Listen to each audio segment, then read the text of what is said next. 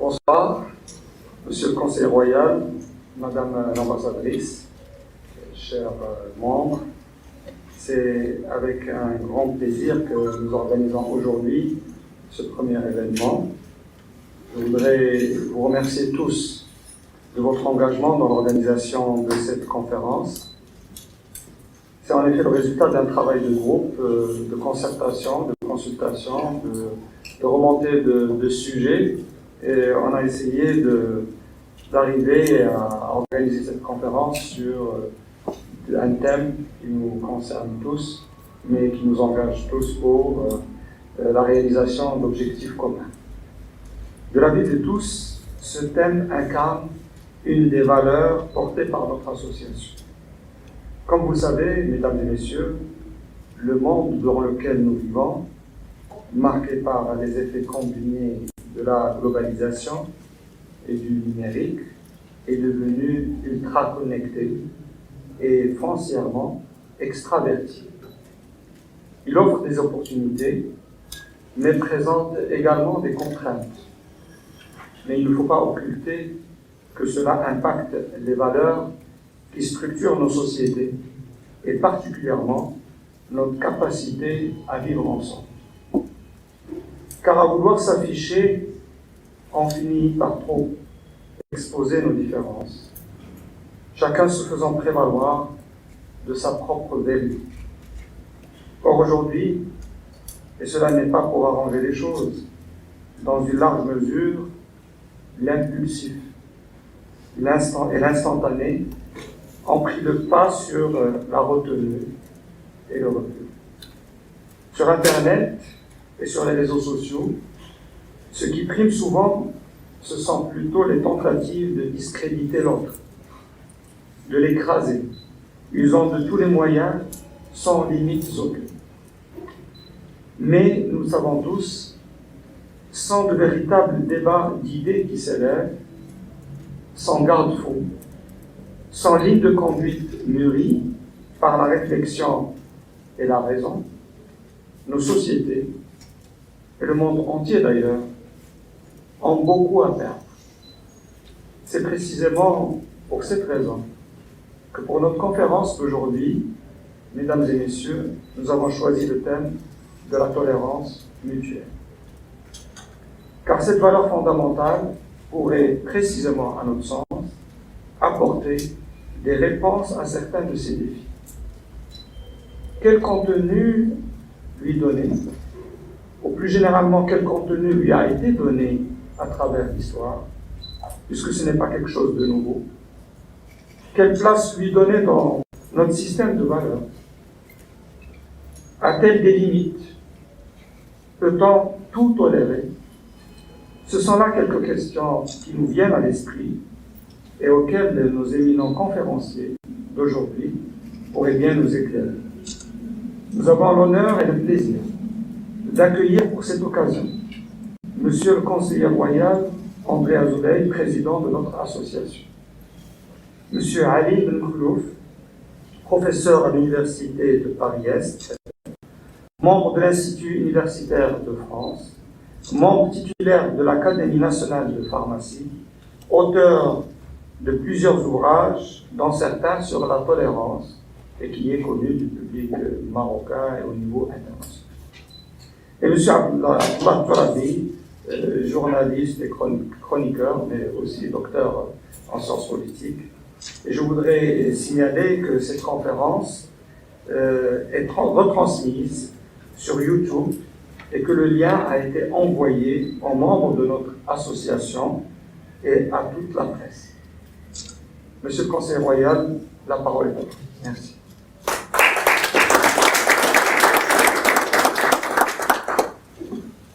Madame l'ambassadrice, Monsieur le Président, très chers amis, permettez-moi tout d'abord de remercier et de féliciter le président de notre commission événementielle, c'est Nordine Bensouda, et de signaler comme lui que cette réunion de ce soir, elle est la première. Elle est la première manifestation publique de notre association. C'est important parce qu'on a travaillé jusqu'à présent par huis clos de façon assez discrète. Et ce soir, nous faisons une sortie un peu osée peut-être, mais nécessaire, parce que les valeurs que rappelait Sénodine, qui sont celles de la Légion d'honneur, n'ont de sens que si elles s'inscrivent dans une pédagogie collective pour en faire partager les fondements et les engagements au plus grand nombre. Donc c'est un espace que nous investissons ce soir, et Sénodine, j'espère que tu sauras nous mener encore plus loin dans cette ouverture et dans cette démarche de partage. Je n'interviendrai pas substantiellement ce soir. Vous tous, j'ai le sentiment, si vous permettez, Madame l'ambassadrice, d'avoir sur ce thème un peu saturé l'espace depuis tellement d'années où j'essaie de faire partager à la fois mes convictions, mes angoisses, mais aussi mes ambitions pour mon pays, le Maroc. Et beaucoup d'entre vous ont déjà, nous sommes retrouvés dans les mêmes salles, autour des mêmes thèmes. Et peut-être, en tout cas, c'est mon sentiment, que le moment est venu de non pas passer à autre chose, mais de formuler autrement cet engagement qui est le nôtre et de le dire avec un autre verbatim. Parce que ma conviction est qu'aujourd'hui, personne chez nous, et je n'aurais pas pu le dire il y a 10, 12 ans ou même il y a 5-6 ans, personne chez nous ne pourrait mettre en équation ou douter de ces choix moraux, philosophiques qu'a fait le Maroc depuis longtemps. Nous sommes aujourd'hui identifiés et nous incarnons une société, je dis bien une société, top-down et bottom-up. Ce n'est pas simplement des convictions qui partent d'en haut pour le bas ou le bas et expriment une revendication que le haut serait bien inspiré d'entendre. Il y a un consensus national qui a été construit. Il ne s'agit pas de rechercher l'unanimité, mais il s'agit de aussi prendre la juste mesure de ce à quoi nous sommes arrivés dans ce domaine, dans cette pédagogie, dans cet engagement militant pour dire et pour assumer l'histoire qui est la nôtre et le fait que quand on parle de diversité au Maroc, on est légitime. On est légitime par notre histoire, on est légitime par ce que sont les fondements philosophiques, idéologiques, spirituels de notre société. Et au fil des années de cet engagement, de ce discours, de cette pédagogie, de cette bataille du consensus autour de ces valeurs du vivre ensemble, nous nous sommes réveillés. Nous sommes sortis d'une sorte d'amnésie qui, pendant des années, nous a fait tourner le dos à nos propres racines et nous a souvent entraînés sur des chemins et dans une voie qui n'était pas celle que notre histoire nous dit et ce qu'elle a longtemps enseigné à beaucoup d'entre nous. Donc aujourd'hui, je crois que ce wake-up call, cet appel, a été entendu chez nous. Et je ne vois pas aujourd'hui qui, dans la communauté des nations proches ou lointaines, mettrait en doute ces choix faits par le Maroc. Choix qui ont été longtemps singuliers, souvent solitaires, parfois incompris, et qui se sont finalement imposés à tous, imposés au plus grand nombre. Aujourd'hui, nous sommes un pays qui joue dans un espace et exprime une réalité nationale, une réalité sociale, une réalité culturelle, qui est celle de la capacité de faire de la diversité un paramètre, une dimension ordinaire de notre quotidien et de nos rapports sociaux. Parce que de vivre ensemble, ça ne peut pas être une rhétorique, ça ne peut pas rester une théorie. Et moi, je le sens, après toutes ces années d'engagement, je le sens dans le regard de tous ceux de mes compatriotes que je croise le matin, et ce regard n'est pas le même que ce qu'il était il y a 10-15 ans. Donc moi, je ne me prive pas de vous dire et de partager avec vous le plaisir et la fierté qui est la mienne de dire que nous avons gagné cette première manche. Et je crois que cette diversité aujourd'hui non seulement est une réalité, mais elle fait comment dire, j'insiste sur ce mot, mais elle fait consensus.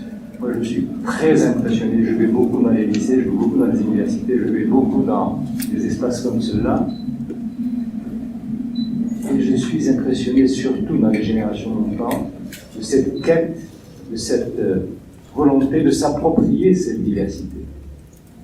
On est fiers, très souvent, beaucoup plus souvent qu'avant, du fait de pouvoir associer nos spiritualités, mieux connaître nos différences, et le tout renforce et donne encore plus de légitimité à notre unité. Ce sont ces différences additionnées, là où les autres les ont laissées au bord de la route, là où les autres n'ont pas su résister aux tentations souvent mortifères de la fracture, aujourd'hui, nous, là où les autres soustraient, nous additionnons.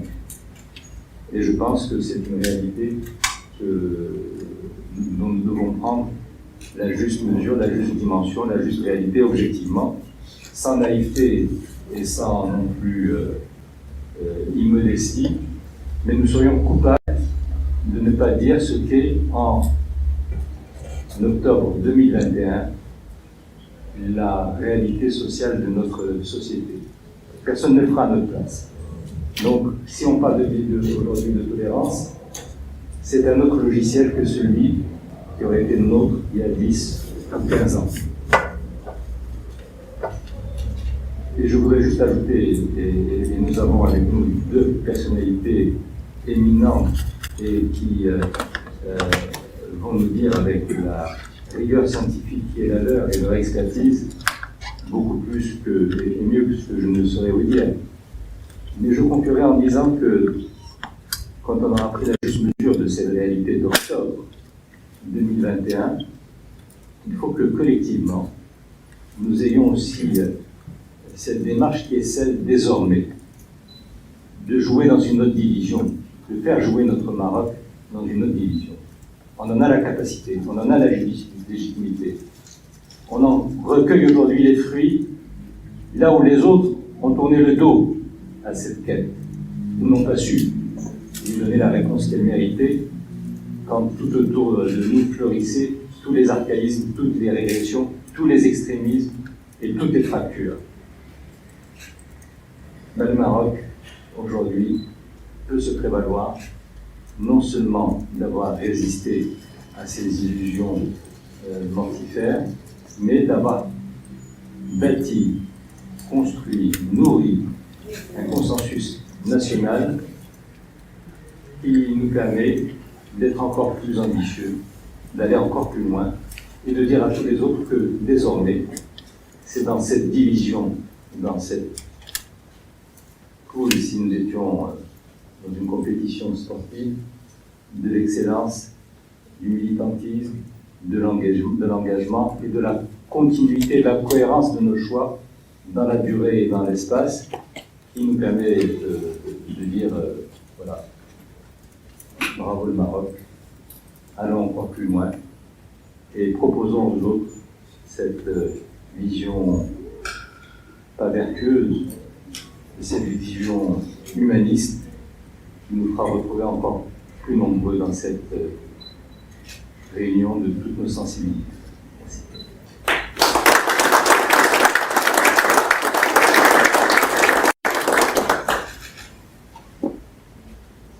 Merci.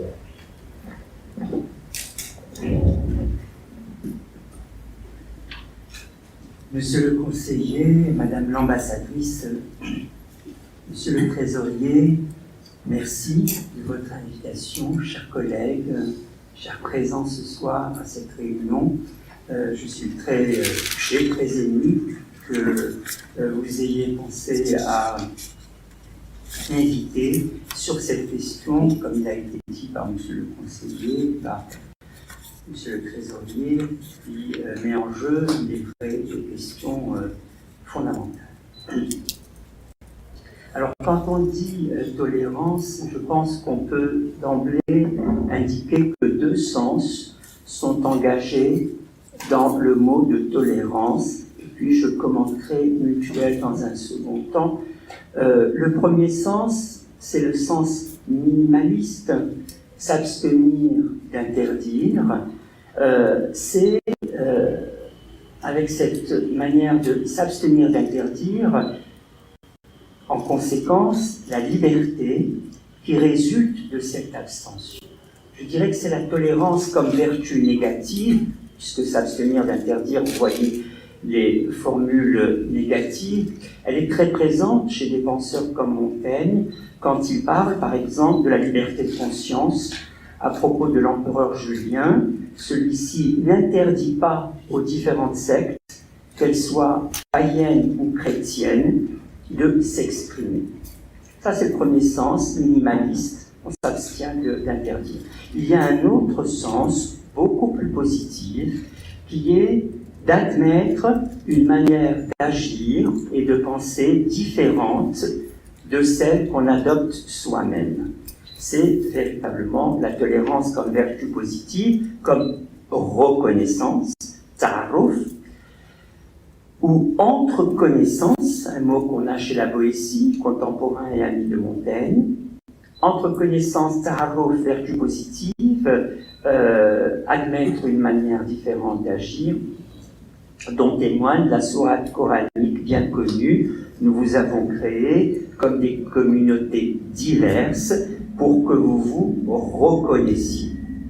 Sourate qui a chez le prophète un écho quand il demande aux fidèles autour de lui de s'interroger sur les civilisations anciennes qui ont pu être plus constructives que la leur, ce qui est un étonnant rappel aux modesties.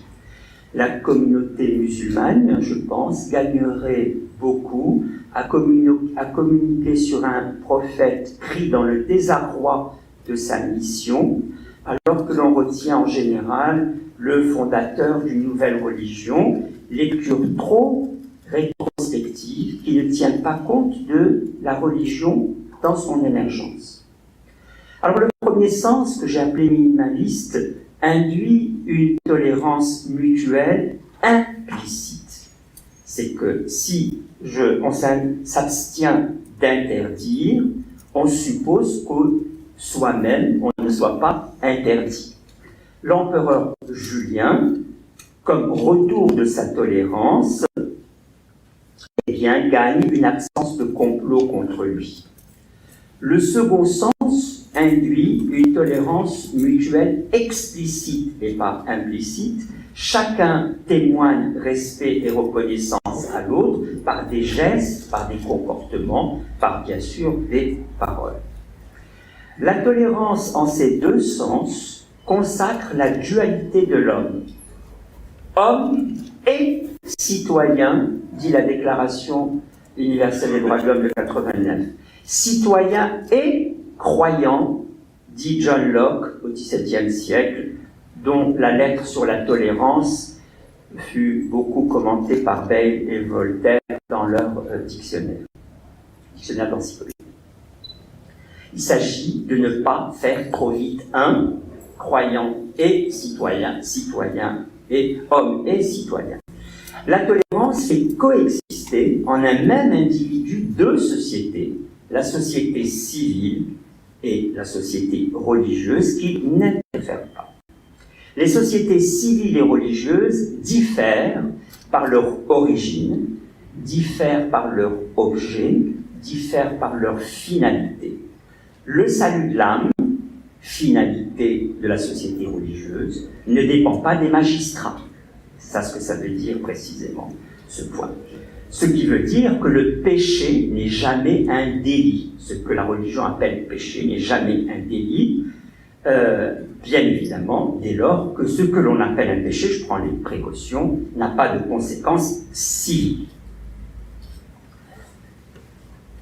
Montaigne notait qu'une pratique ancienne déshabillait les coupables et frappait leurs habits au lieu de les frapper eux-mêmes. Une façon de retenir en quelque sorte dans cette humanisation même de la peine. Et dans le feu même de la guerre, Épaminondas, qui avait sauvé Thèbes contre la Grande Athènes, disait qu'il ne fallait pas échauffer les esprits durant une guerre, il suffit que leurs bras soient armés, il est inutile d'ajouter un échauffement des esprits. Je voudrais maintenant relater une expérience. J'avais, à l'instigation du ministre des Habous, M. Ahmed Tofek, organisé une formation au Maroc, dans les locaux de la Fondation du roi Abdelaziz à Casablanca, sur le diagnostic prénatal et préimplantatoire et l'assistance médicale à la procréation, réunissant des théologiens du monde musulman. Et Madame Anfa Golarjo, professeure au Collège de France, avait précisément confectionné son panel d'intervenants. Ce panel avait présenté une science faillible et une science qui doute, et l'objectif de la rencontre était de faire dialoguer les incertitudes scientifiques avec les certitudes religieuses. Les incertitudes scientifiques qui fait qu'en science, on avance nécessairement par une science faillible qui doute, avec précisément les certitudes religieuses autour des dogmes. Et le ministre, dans son allocution d'ouverture à ce colloque, à cette rencontre, avait dit ceci: le Coran nous fait l'injonction de respecter la belle créature, mais le Coran ne nous dit pas ce qu'est une créature. Tout est ouvert précisément pour pouvoir dire que le Coran ne durcit pas en mots la personne humaine. Cette ouverture du texte sacré sur la possibilité de la connaissance scientifique et sur la réflexion éthique a une grande tradition dans la culture arabo-musulmane. Averroès, pour ne citer que lui, présentait trois situations. Si le texte sacré ne dit rien sur ce que dit la science a pleine liberté de faire ses hypothèses. Si la science dit des choses conformes au texte sacré, il n'y a rien à dire non plus. Et si elle dit des choses divergentes, il emploie mukhalafa, muhtalifa, qui est un terme juridique, sur les controverses juridiques. Si la science dit des choses divergentes et non pas contradictoires, comme malheureusement ça a été traduit en langue française, ce discours décisif en 1996, donc si elle dit des choses divergentes, il faut interpréter. Ce message fut reçu dans le monde latin selon un contresens par les autorités ecclésiastiques de Paris un siècle plus tard, puisque l'évêque Tempier, en 1277, condamna les thèses avéroïstes et énonça l'idée selon laquelle Averroès aurait défendu la thèse d'une double vérité, vérité de la philosophie et de la science d'un côté, et vérité de la foi. Ce qu'il disait-il, il disloque complètement la vérité et il ose dire qu'il y a une autre vérité que celle de la foi. Or, Averroès n'a jamais dit qu'il y avait une double vérité, il disait qu'il y avait une double méthode pour aborder la vérité. Soit vous l'abordez par la persuasion religieuse, soit vous l'abordez par la démonstration scientifique, mais la persuasion religieuse et la démonstration scientifique arrivent asymptomatiquement à une même vérité qui n'est pas disloquée, mais les méthodes sont divergentes. La méthode religieuse n'est pas la méthode scientifique. Locke, dans sa lettre sur la tolérance que j'ai déjà citée, séparait nettement le civil du religieux, comme je viens de le faire pour le religieux et le scientifique. La religion d'elle-même, disait-il, ne porte à aucune domination, mais le désir de dominer s'explique par la nature de l'homme. Monsieur le conseiller a parlé d'impulsion, monsieur le trésorier aussi. Elle s'explique, le désir de dominer s'explique par la nature de l'homme et non par la nature de la religion. Ce n'est pas la religion qui cherche à dominer, c'est l'homme qui habille de religion son désir de domination. Le philosophe Lichtenberg au XVIIIe siècle disait « Il y a une ventriloquie transcendante qui nous fait attribuer au ciel ce qui est dit sur terre. » Ventriloquie transcendante. Donc, ce que dit Locke de l'aventure religieuse du Christ peut se dire autant de l'aventure du prophète Mohammed. On y voit un homme qui reconnaît sa faiblesse, qui est effrayé par sa tâche, qui tremble quand il reçoit la révélation en se demandant si ce n'est pas un sortilège, un homme animé par la fièvre de l'incertain au sens littéral du terme, puisque Ibn Khaldun rapporte que Aïcha, une de ses épouses, a été interrogée sur la manière dont il recevait la révélation. Et je cite, Aïcha, selon les guillemets d'Ibn Khaldun, parfois cela me vient comme le son à la cloche. Donc, elle parle du prophète comme il lui aurait parlé à elle, pardon. Parfois cela me vient comme le son à la cloche. Je suis alors comme séparé de moi-même. C'est ce que j'ai appelé être désemparé. Parfois l'ange me fait voir un homme qui me parle. J'éprouve alors quelque chose qui m'oppresse et que je ne saurais exprimer.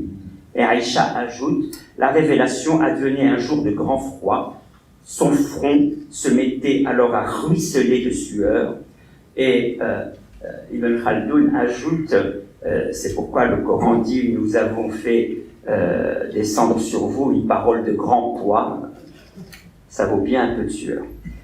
La tolérance se fonde sur un principe mis en place par Locke, la capacité humaine à associer librement les pensées. Je crois que c'est un enjeu très très important.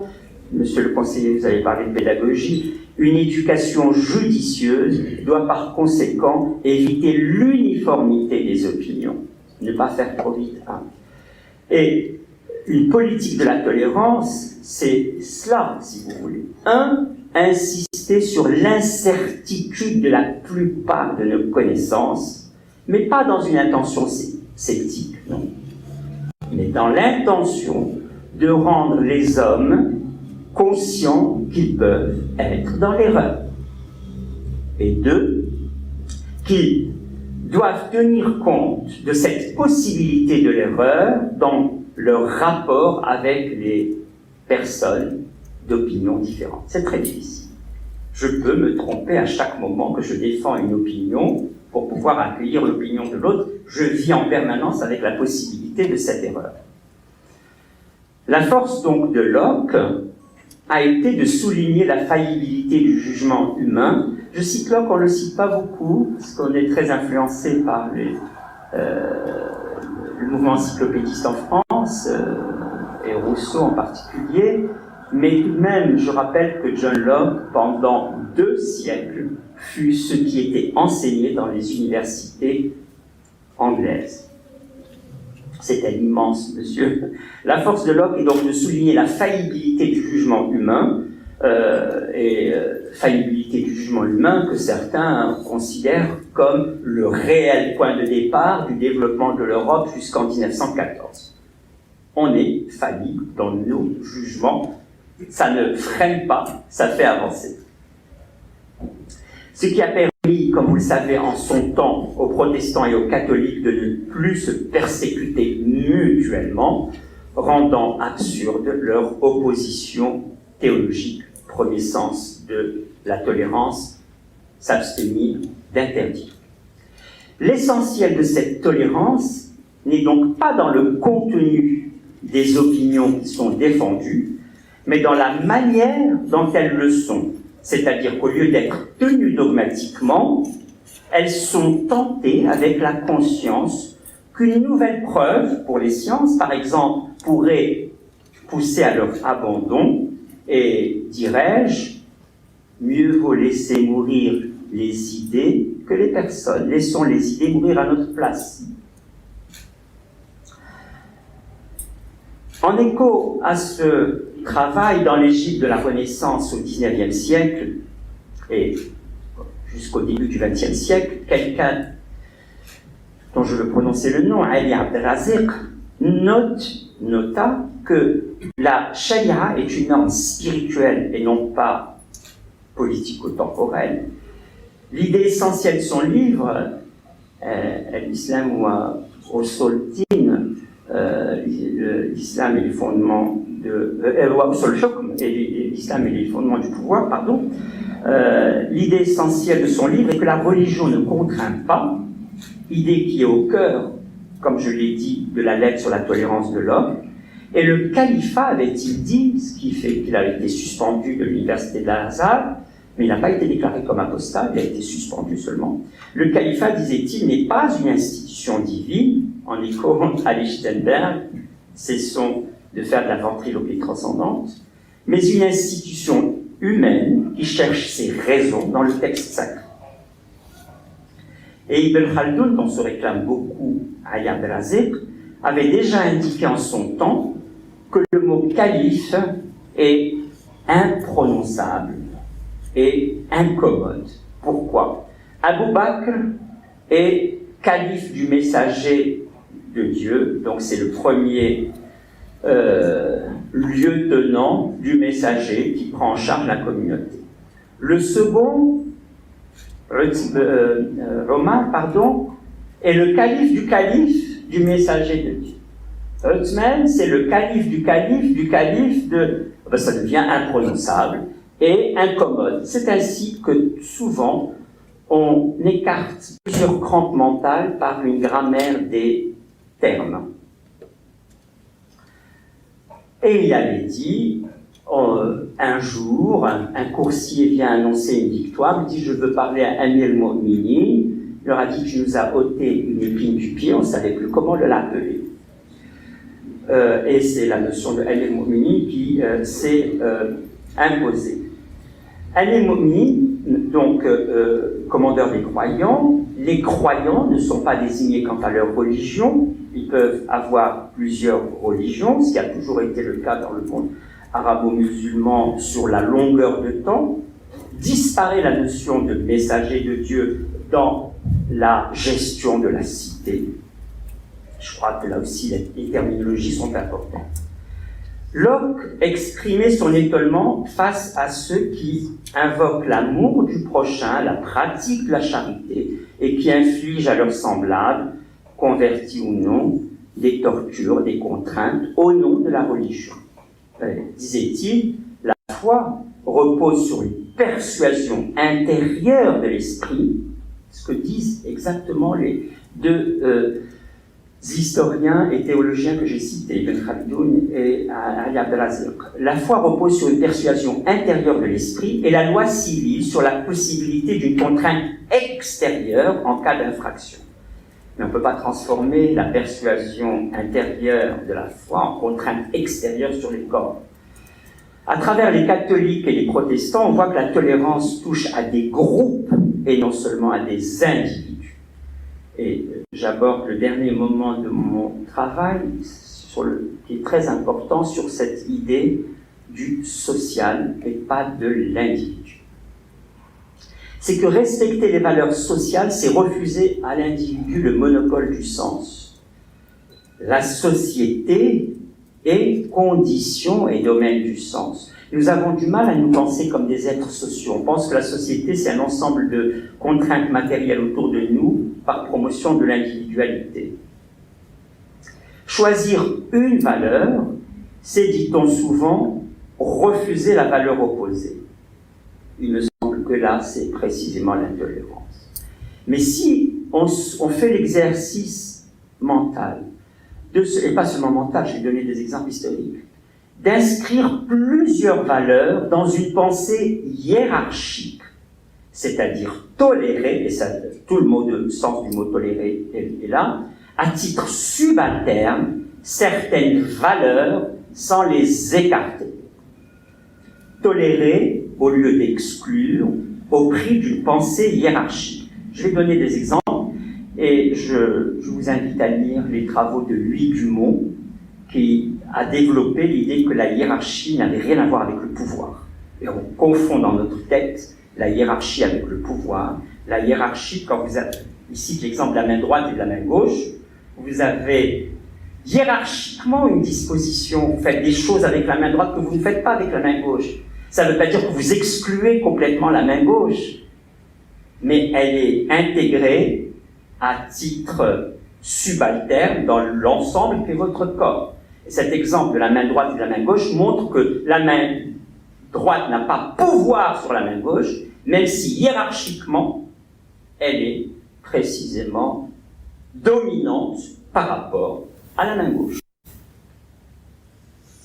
Et précisément, on peut peut-être regretter que parfois on pense qu'il faut substituer une valeur à une autre valeur, alors qu'on peut intégrer dans une vision globale et holistique les valeurs, mais à titre subalterne les unes par rapport aux autres.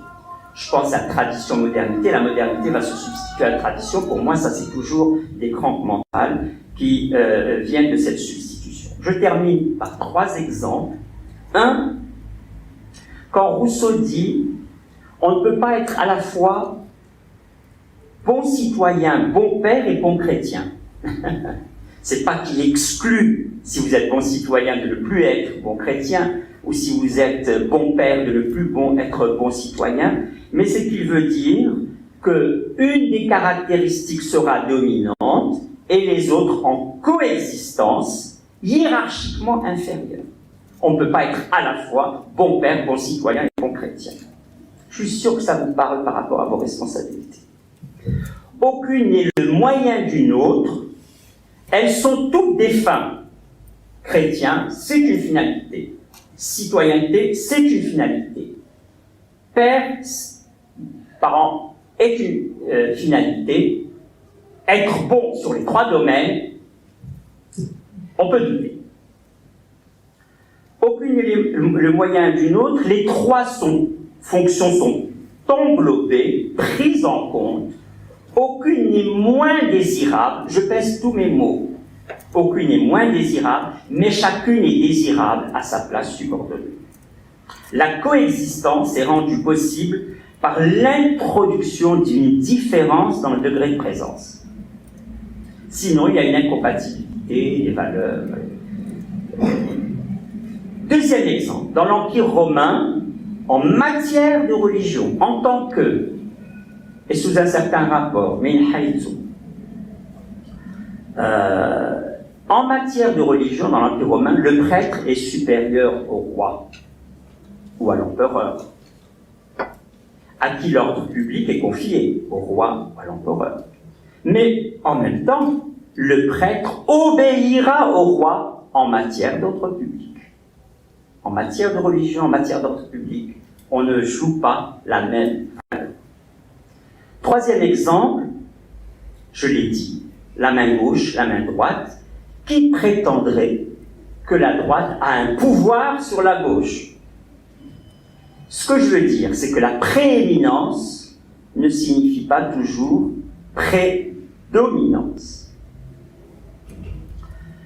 Au sein de l'ensemble qu'est le corps, elle est hiérarchiquement supérieure, la main droite pour les droitiers, moi il se trouve que je suis gaucher, compte tenu de certaines fonctions. L'idée de la hiérarchie est de ne pas séparer les éléments, main droite, main gauche, ni de substituer l'une à l'autre, mais de les subordonner l'une à l'autre. Et toute subordination ne signifie pas assujettissement ou domination.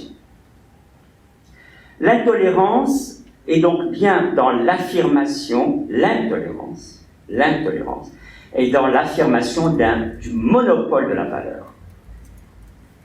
Monsieur le conseiller, vous avez tellement, à juste titre, insisté sur la diversité. Il s'agit de retrouver la pluralité des valeurs, non pas en disant qu'elles se valent toutes, non, ça c'est pas possible, mais en les faisant coexister dans une hiérarchie des valeurs. Le mutuel, tel que je le comprends dans la tolérance mutuelle, le mutuel est dans la coexistence des valeurs et non dans l'uniformisation des valeurs.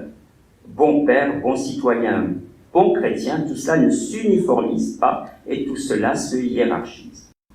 Cette pluralité de valeurs coexistantes nous met sur le terrain de la reconnaissance, pour laquelle une confusion a vite fait de s'installer. En effet, je voudrais distinguer entre deux, je commençais par une distinction, je termine par une distinction, distinguer entre deux demandes de reconnaissance. La demande de reconnaissance, donc là je suis dans vraiment le second sens, la tolérance, vertu positive, etc.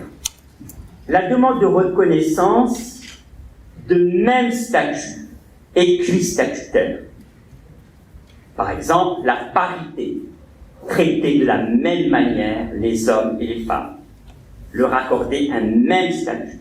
Ça, c'est la reconnaissance d'égalité, très différente d'une autre reconnaissance, mais parfois on les télescope, la reconnaissance hiérarchique, pas d'égalité, celle qui concerne un statut spécial. Par exemple, la reconnaissance d'autres langues que la langue nationale. Je vois en France plusieurs autres langues qui sont reconnues. Le lien social, et souvent, quand on fait avancer la différence comme une demande équistatutaire, ça va pas. Il faut pleinement la reconnaissance d'égalité, mais dans ce cas-là, on est dans une indifférenciation de statut.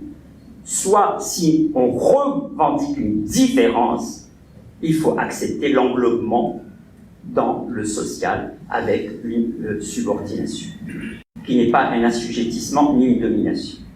Le lien social demande à la fois une culture commune, celle de l'égalité des statuts, et une reconnaissance des particularités à un rang intermédiaire, je ne dis pas inférieur, à un rang intermédiaire, ni celui de l'égalité universelle, ni celui de l'insignifiance de tel ou tel particulier. Je conclus en mettant au point 3 éléments. Vous le voyez, il ne suffit pas de parler du respect de l'autre sans entrer dans des distinctions appropriées. Le respect de l'autre est une expression ambiguë. Soit il s'agit de l'inclusion sociale sur un mode égalitaire, il s'agit d'une demande d'indifférenciation, très légitime, soit il s'agit de la reconnaissance de l'autre comme un autre différent de soi, et là c'est une reconnaissance de sa différence. Dans ce cas, la reconnaissance ne peut être que hiérarchie, avec précisément une coexistence des valeurs. Deuxième point de conclusion, le défi permanent de la tolérance, c'est d'inclure ce qu'on contredit. Montaigne disait que Socrate riait des contradictions. Inclure ce que l'on contredit plutôt que de préférer la valeur à laquelle on adhère en excluant celle qui s'y oppose. Permettre à toutes les opinions de se dire, comme le faisait l'empereur Julien, elles s'émousseront bien d'elles-mêmes par ce moyen, plutôt que s'inscrire dans le conflit pour devoir s'exprimer. Englober sans exprimer un pouvoir sûr, c'est cette pensée de la hiérarchie que j'ai développée ici. Pour comprendre un monde constitué d'identités diverses, il faut penser clairement la réalité multiple de nos engagements, de nos affiliations, même si elles ont tendance à se noyer dans quelque chose d'univoque. Et troisième point, vous le savez, aucune culture ne vient se substituer à une autre culture, les cultures interagissent. La tâche de l'anthropologue est de rendre explicites les interactions culturelles, de montrer qu'aucune culture n'est fermée sur elle-même, c'est sûr. Il y a intrication, emboîtement, englobement d'une culture dans une autre, bien souvent. Et quand elles échangent des choses, qu'on appelle des marchandises, elles échangent les cultures, une part d'elles-mêmes, comme le font les femmes et les hommes. Je vous remercie.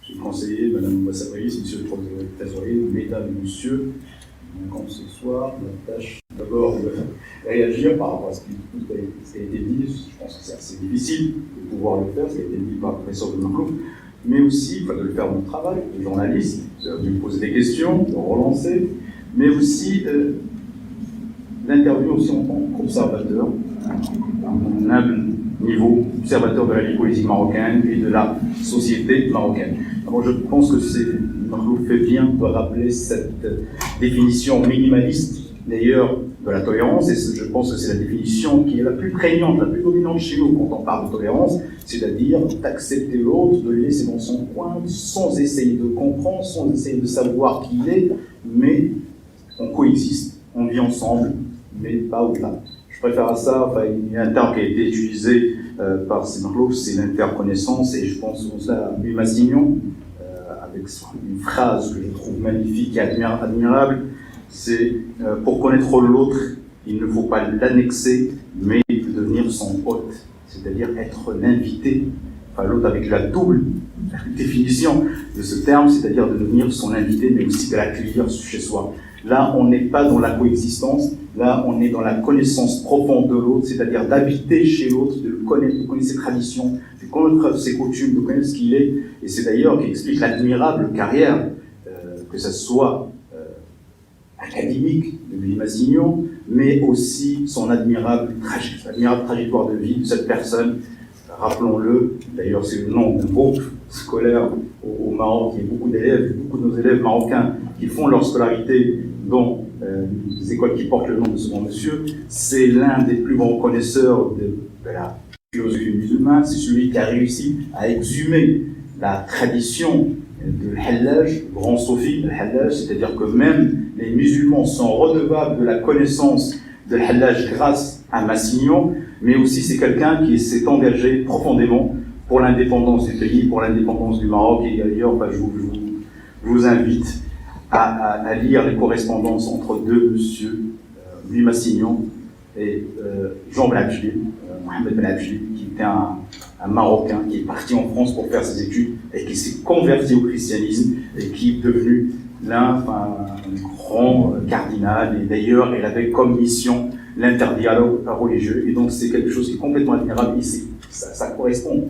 à ce que vous dites, monsieur le conseiller, c'est-à-dire cette diversité du Maroc, c'est-à-dire un chrétien qui va vers l'islam pour mieux le connaître et mieux faire connaître la tradition, le savoir et la philosophie musulmane, à la fois aux occidentaux mais aux musulmans eux-mêmes, et un musulman qui va vers le christianisme et qui va qui va arriver à la tête de la hiérarchie ecclésiastique chrétienne. Donc je disais cette définition minimaliste parfois elle est trompeuse, elle s'explique un tout petit peu parfois aussi les soucis qu'on a quand on aborde la question de la tolérance au Maroc, pas seulement au Maroc, c'est cette question de dialogue interreligieux, c'est que parfois, monsieur le conseiller est bien situé pour le savoir, parfois on ne dit pas les choses franchement, on est parfois, on se tape sur les épaules, on dit des choses assez convenues, etc. Mais je pense que la chose la plus importante, ce qui a été dit tout à l'heure par ces Marlouf, c'est la nécessité d'avoir des opinions qui sont complètement divergentes.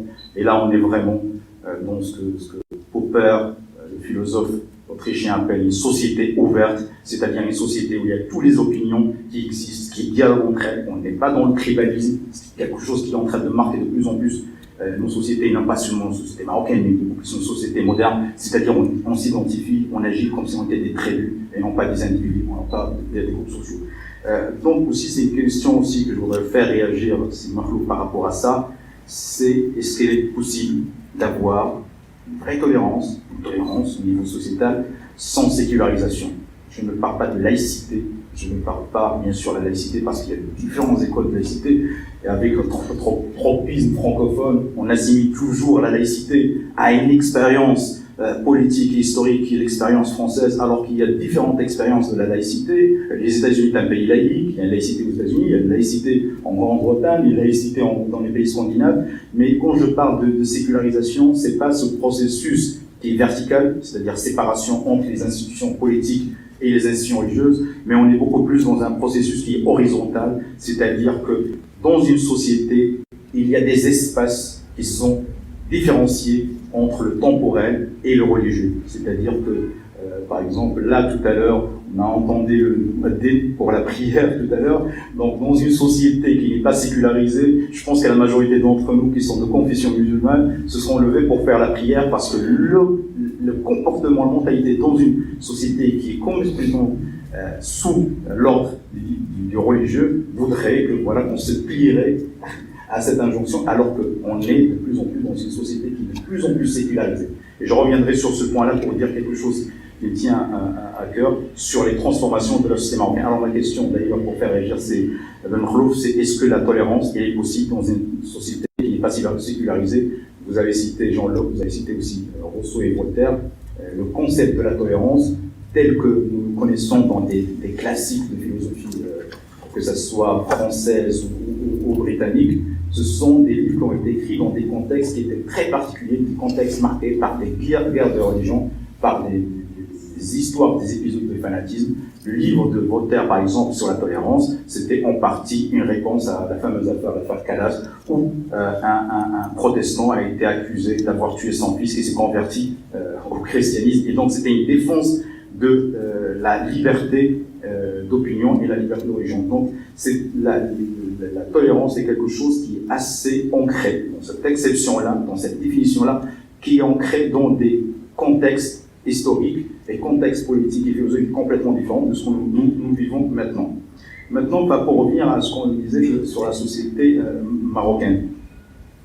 Je pense que, comme disait Hegel, les hommes ils font l'histoire, mais ils ne connaissent pas l'histoire qu'ils font. C'est que parfois, on est emporté par un processus qui est un processus historique, un processus culturel et social, et nous ne connaissons pas où nous allons. Parfois, on aime se faire peur, on aime nous faire peur, en disant que la société marocaine est une société de plus en plus,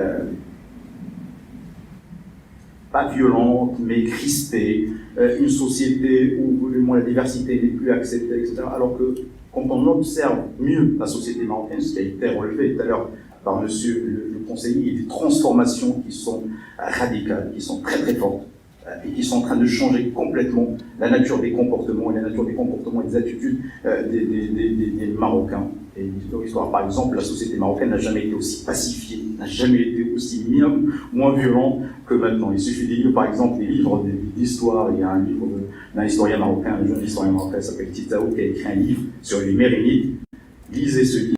Vous allez voir à quoi ressemblait la société marocaine au XIIIe siècle et XIVe siècle. C'était une société hobbesienne, c'est-à-dire tout le monde contre tout le monde.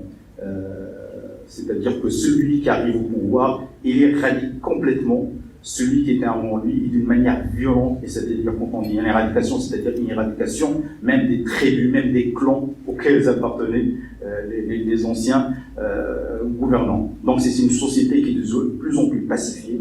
C'est une société aussi qui est de plus en plus sécularisée. On dit souvent que la société marocaine, actuellement, parfois, on aime se faire peur, et on le dit parfois dans la presse marocaine, aussi dans la presse étrangère, qu'il y a une montée du fanatisme, de l'intégrisme, de l'orthodoxie, du dogmatisme, alors que la société marocaine n'a jamais été. Ce sont des impressions, ce sont des intuitions. Il n'y a rien de rigoureux scientifiquement, comme vous l'avez dit tout à l'heure dans ce que je suis en train de dire, mais c'est ce qui se passe actuellement, ce qu'on est en train d'observer au sein de la société marocaine, c'est une société qui est en train de faire des arbitrages tout le temps entre le référentiel religieux qui est là. C'est une société qui est profondément religieuse, ça on ne pourrait pas l'enlever, mais c'est une société qui fait des arbitrages tout le temps entre le religieux, l'économique, le politique, le culturel, etc. S'explique parfois des comportements que nous, parfois nous estimons schizophrènes. Alors c'est schizophrène, c'est juste le prix de cet arbitrage qui est fait entre plusieurs référentiels Et finalement, c'est ce qui explique ça. C'est-à-dire que, voilà, quand j'ai cité tout à l'heure l'exemple de la prière, vous savez, par exemple, mon père, qui appartient à une autre génération, à notre âge, le ton, ou mes grands-parents, par exemple, leur ton social, leur ton culturel était scandé par le temps religieux. C'est-à-dire qu'on n'allait pas se donner rendez-vous, par exemple, à 18h pour commencer la conférence, on allait dire, on va se retrouver après la prière du Maroc, par exemple. C'était le temps religieux qui rythmait complètement nos comportements, nos habitudes, etc.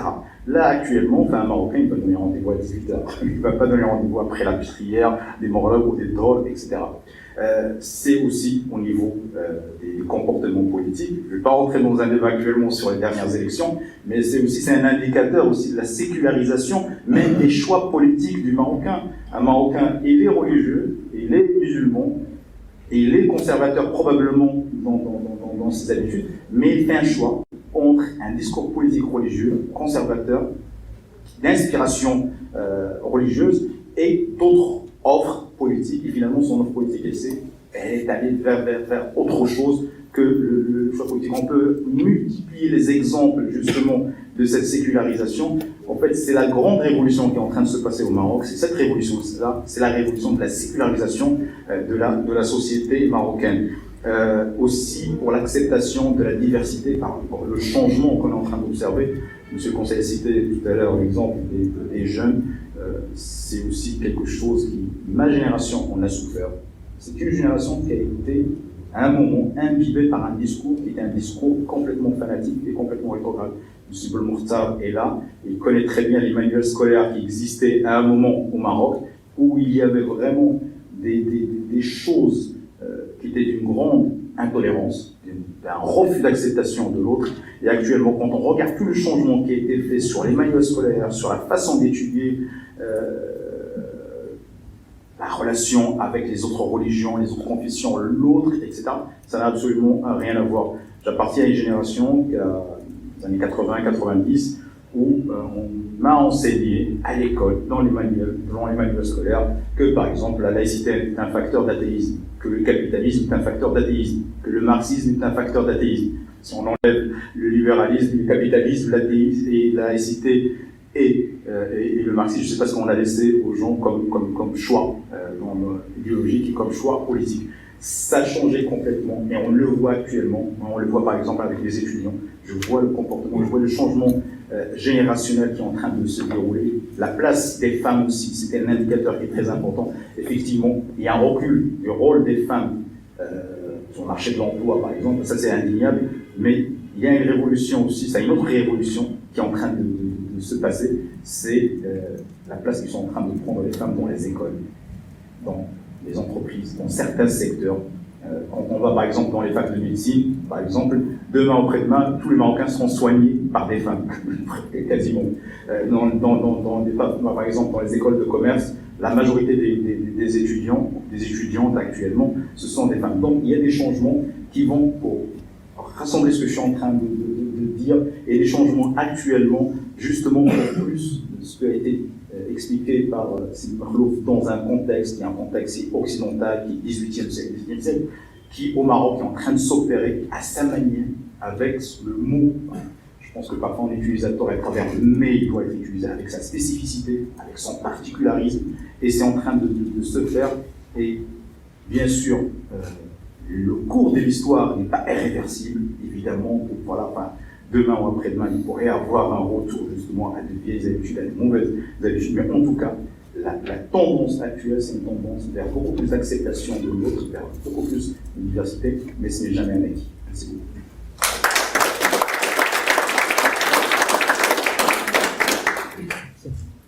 Je crois qu'il était interpellé, c'est ça? Oui, si vous voulez bien, mais je crois que la salle aussi. Bien sûr. Voilà. Mais allez-y. Non, mais allez-y, comme vous voulez. Allez-y. Non, mais rapidement, la question de la tolérance sans sécularisation. 3 rapides exemples. L'édit de Nantes, Henri IV, c'est dans une société catholique qui fait précisément l'édit de Nantes. Donc, voilà. Seconde réponse, la phrase d'Henri IV était extraordinaire, comme de choses non advenues, 60 ans de guerre civile et religieuse, comme de choses non advenues pour qu'on vive ensemble, comme de choses non advenues. Deuxième exemple, donc ça peut être sous l'instigation de tout le monde, cette tolérance, l'empereur Julien, etc. Dans l'histoire, je ne sais pas, je donne des exemples historiques. Le second exemple, ce n'est pas parce qu'une religion est audible et visible qu'elle gère tout. Vous avez parlé du temps de la prière, oui, d'accord. Elle est visible, les gens prient, les gens se rapportent à la prière, etc. C'est audible, c'est visible, mais est-ce une société religieuse? Je crois que c'est autre chose. Vraiment, l'audible et le visible ne fait pas le religieux. Et troisième exemple, pour parler encore du Maroc, c'est que vous avez à juste titre, M. Toulabi, parlé de la présence de plus en plus importante des femmes dans l'espace public. Malheureusement, ça ne se traduit pas par des métiers importants, puisque vous le savez que seulement 25% sur le HCP des Marocaines en âge de travail y travaillent, et dans les 25%, la majorité travaille de manière informelle, des petits boulots de domesticité. Il faut quand même le dire, parce qu'on a l'impression que si elles sont dans l'espace public, les choses suivent. Donc les choses ne suivent pas, malheureusement. Et ce que je veux dire, en revanche, ce qui suit et qui force l'estime, c'est le contrôle démographique. Et ça, le Maroc est extraordinaire de ce point de vue-là, par rapport à ses voisins. Je pense dans le monde arabo-musulman, je pense malheureusement à l'Égypte, 2 millions d'Égyptiens par an de plus chaque année. Donc le contrôle démographique au Maroc, c'est quelque chose d'extraordinaire.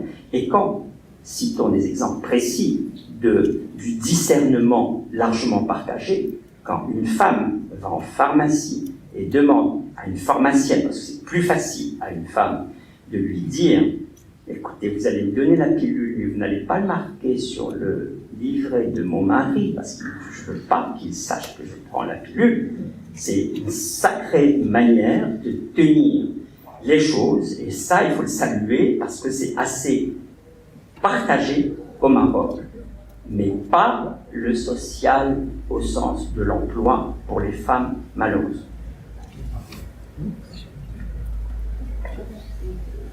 La parole est à la salle, il faudrait simplement réagir à ce que vient de dire le professeur Ben Makhlouf, s'agissant de ce dernier point statistique. Sur le fond, je suis d'accord avec vous, encore plus, encore mieux et encore plus vite, mais la réalité, il force chacun à constater que aujourd'hui, par rapport à il y a 10 ans, à 20 ans, il y a 30 ans, on a fait plus, on a fait mieux, et on va vite. Et c'est cette réalité, je crois, qu'il faut prendre en compte pour atteindre des objectifs qualitatifs que vous disiez tout à l'heure, mais rien ne vaut cette lecture de l'histoire, du réel, du quotidien, et de la photographie que l'on peut prendre aujourd'hui, sans oublier celle qui était la réalité d'il y a 10 ans. Professeur. Excusez-moi. Je me sens vraiment, d'abord c'est votre merci. Merci, c'est un bonheur de vous écouter. Écouter le grand philosophe que vous êtes. Et c'est un peu là aussi, c'est un plaisir avec monsieur le conseiller royal. Non, ne dites pas que les choses vont vite concernant les femmes. Excusez-moi, je prends la parole avant Madame Sralli, mais ne dites pas ça. C'est Toulabi. Nous venons de vivre une expérience d'1 an ensemble, d'un nouveau modèle de développement. Je ne trahirai aucun secret, mais le résultat est là. Aucune avancée sur les droits des femmes, aucune. Alors quand même, nouveau modèle de développement, c'est une révolution, elle est femme. Et vous avez parfaitement raison. Et même quand on est à la fac, et le plafond de verre, là, qu'est-ce que tu en fais, hein? Et non, franchement, s'il y a un domaine où notre pays ne va pas vite, où il va trop lentement, où les femmes n'ont absolument pas les droits, je sais bien que je préfère vivre au Maroc qu'en Afghanistan.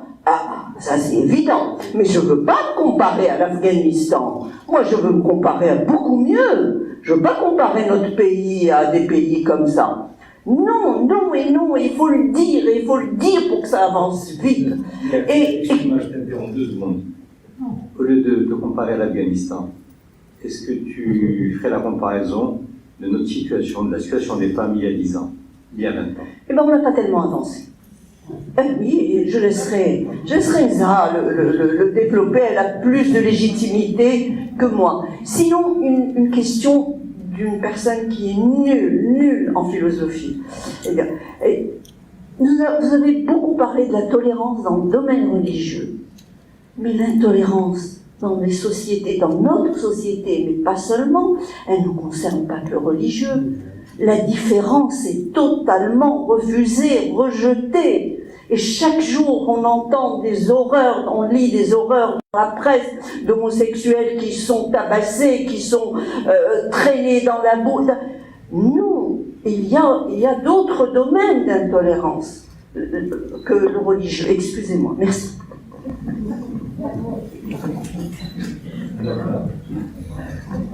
Je pense qu'on peut entendre et puis après peut-être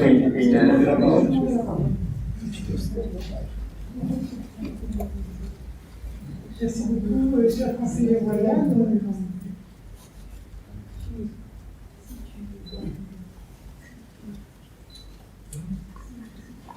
Chère personnalité ici présente, je ne citerai pas tout le monde parce que je ne vais pas m'arrêter, mais je voudrais d'abord vraiment féliciter la MNH pour l'organisation de ce débat. Merci, professeur Bensouda, et c'était vraiment très intéressant. Et je tiens à féliciter particulièrement notre philosophe Ali Ben Makhlouf. Et je peux te dire que cette fois-ci, j'ai tout compris, parce que la fois dernière, j'ai eu un peu de mal, mais merci également bien sûr à Sabra Toulabi, à monsieur le conseiller royal. Je voulais poser une question concernant la tolérance, parce qu'effectivement la tolérance est fortement mise à mal dans notre pays, et pendant toute cette semaine on a travaillé sur la question de la peine de mort, et on a soulevé la question de l'éducation à la tolérance.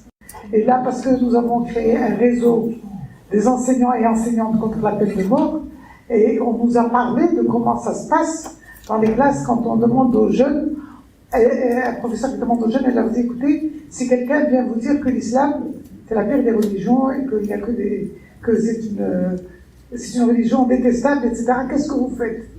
Et la réponse, c'était, je lui casse la gueule, je lui casse la figure, je l'agresse, je le frappe. Et la réponse étant, pourquoi est-ce que tu ne questionnes pas d'abord, et tu ne dis pas, pourquoi tu dis ça? Bon, ça, c'est-à-dire que c'est un début de réflexion. Et puis aussi, sur la question de l'abolition de la peine de mort, pour créer des débats, des enseignants prennent le parti de dire aux enfants, enfin aux jeunes, préparez la question sur la peine de mort, et quand vous allez venir discuter, on va partager la classe en deux. Vous ne savez pas si vous allez tomber sur ceux qui vont défendre la légitimité de la peine de mort, ou sur ceux qui vont défendre l'abolition de la peine de mort. Et donc, renseignez-vous, documentez-vous, etc. Et il y aura un débat tel jour.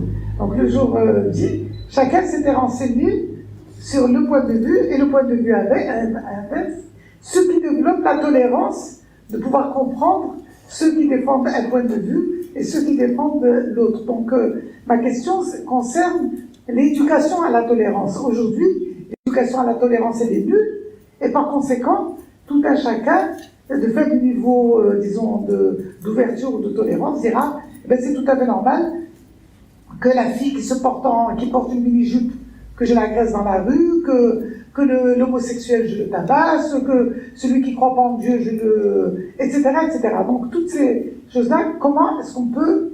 Qu'est-ce que vous pouvez nous dire à ce sujet? Bon, la question de l'égalité homme-femme, ça m'a interpellé aussi fort que toi, cher Hekma, parce que quand vous avez parlé du prêtre et du roi, d'accord? Dans l'Empire romain. Oui. Dans l'Empire romain, puis de la main droite, de la main gauche, d'accord?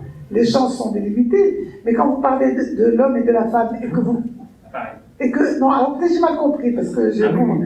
Mais quand vous parlez de l'homme et de la femme, dire oui, il n'y a pas de hiérarchie, il y a différence, etc. Pardon, surtout pas. Non, Pardon, parce que comme c'était pour l'autre sens, je me permets de vous interrompre.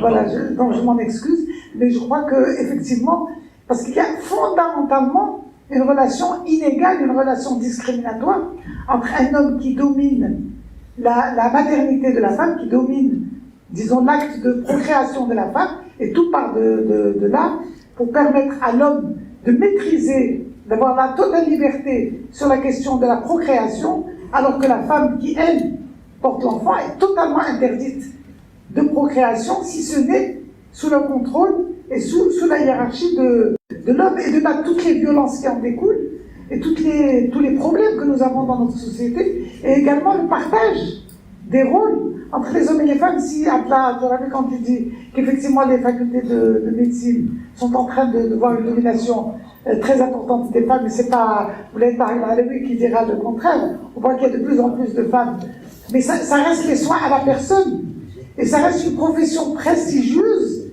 mais au fur et à mesure qu'elle se féminise, elle est, je dirais, prolétarisée, le mot n'est pas juste certainement, mais disons, elle est en train de perdre de son prestige, de son autorité, même de sa rémunération, même au niveau, écoutez, il y a des revendications, c'est pas le moment d'en parler, mais il y a des revendications au niveau du corps médical aujourd'hui qui montrent qu'on ne reconnaît pas les années d'études que font les médecins et l'autorité qu'ils peuvent avoir.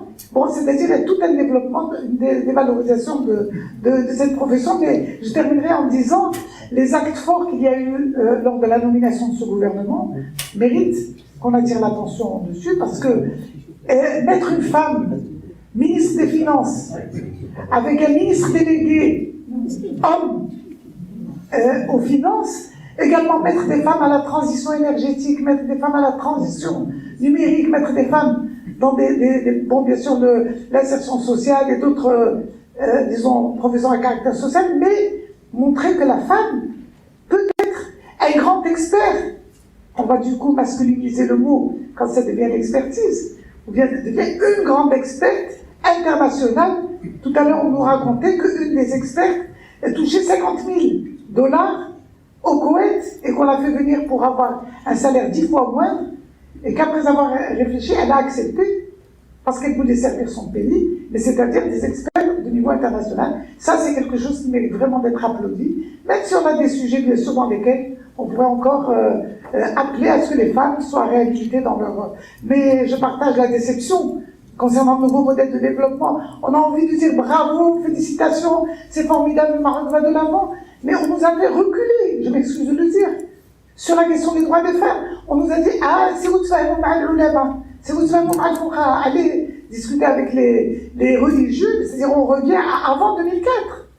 Mais on pensait avoir franchi quand même un pas lors de la réforme qui était historique à l'époque du Code de la famille, il y a 16 ans de ça, il y a 17 ans maintenant. Et alors qu'on nous renvoie à avant 2004, c'est pas sérieux, c'est pas gentil, c'est pas rationnel. Disons, j'aurais aimé que le nouveau modèle de développement, comme il a été innovant et avancé sur beaucoup d'autres problèmes, il n'aurait pas dû botter en touche, où il aurait dû carrément dire, c'est un domaine dans lequel je ne me prononcerai pas, ou bien donner des avis différents. Mais comme ça, on se sent un petit peu largement frustré sur la position de la Commission au nouveau modèle de développement. Merci, excusez-moi si j'ai été long. J'ai appliqué à 2 secondes. Vous voulez bien, madame? Allez-y, il y a un micro.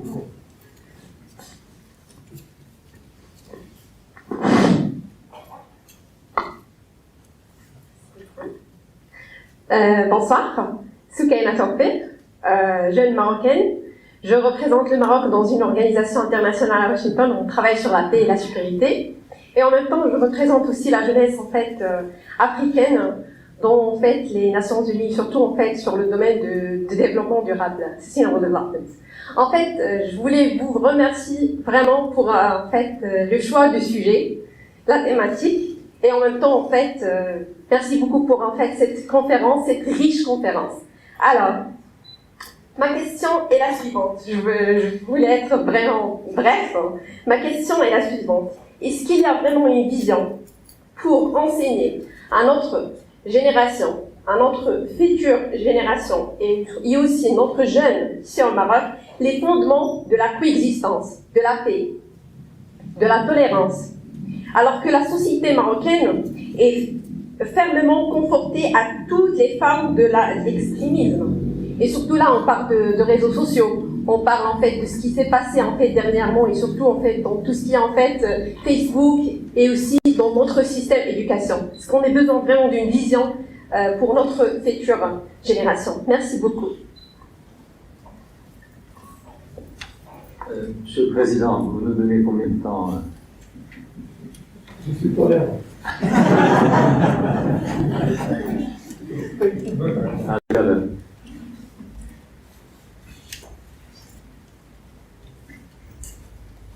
Bonsoir.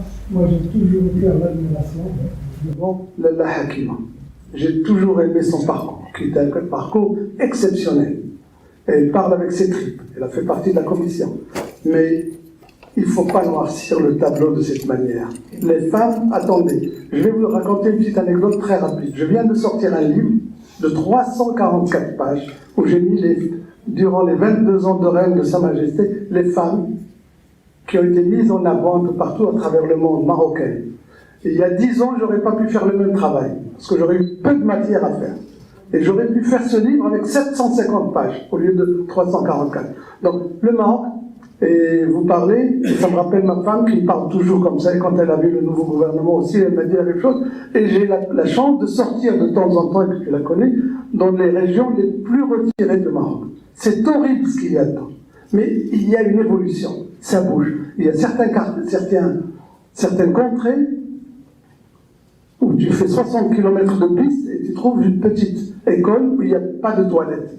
Mais il y a un mouvement social où ils construisent des toilettes. Où il y a, et je vois ça depuis 15 ans, il m'arrive d'aller souvent avec elle pendant les week-ends, et je vois qu'il y a tout n'est pas noir. Bien sûr qu'on n'avance pas très vite. Et je vais vous dire aussi une chose. Valeur aujourd'hui. Depuis 18 mois, je n'ai pas pris l'avion. Je fais le tour du monde avec mes livres un peu partout. 17 pays par an. Quand j'arrive dans un pays, je dis, est-ce que je peux vivre dans ce pays? Je préfère vivre dans mon Maroc, plutôt que dans ces pays que j'ai visités. Et j'ai visité des pays, l'Afrique, l'Amérique du Sud, les États-Unis, le Canada. C'est vrai que ça n'avance pas comme on veut, mais ça avance quand même. Mais on ne peut pas dire que ça n'avance pas. Et le dernier gouvernement qui vient d'être mis en place, il vaut ce qu'il vaut. On va lui donner les 100 jours. Mais il y a 7 femmes sur 24. Ah, ça, c'est un problème. C'est pas à moi de dire pourquoi. Vous le savez tous. Mais ce que je veux dire, c'est qu'on avance quand même. Et quand on fait cette caricature que rien ne va dans ce pays, moi, je suis mal. Et moi, je me bats, je sors des livres, je montre qu'il y a une société qui avance. Et je veux même vous dire une chose. Pendant la pandémie, il y a certains titres de femmes, on n'en a jamais vendu autant. Alors le Maroc qui n'avance pas, moi ça me fait mal au cœur et je dis non, il avance très vite, beaucoup, et il y a de l'incompréhension, et puis on est dans une zone de turbulence au Maroc actuellement, avec les événements qui se passent en France, sur ce thème de tolérance. On est en turbulence avec nos voisins, la géographie elle est là, on ne changera jamais de voisins, mais il faut qu'on soit unis, on avance. Et un dernier point, c'est Abdallah, tu as dit que tu as peur, moi je dis que cette avancée est irréversible. Quand je vois cette jeunesse, et je tourne, parce que moi je tourne aussi dans les écoles, dans les universités, la société, je suis à Casablanca, je vais dans les quartiers tous les dimanches, je tourne les quartiers les plus chauds, Haï Mohammadi, Ben Msik, Haï Hassani, je vois cette jeunesse qui me donne de l'espoir. Et il attend beaucoup de ce gouvernement également. Merci. S'il vous plaît.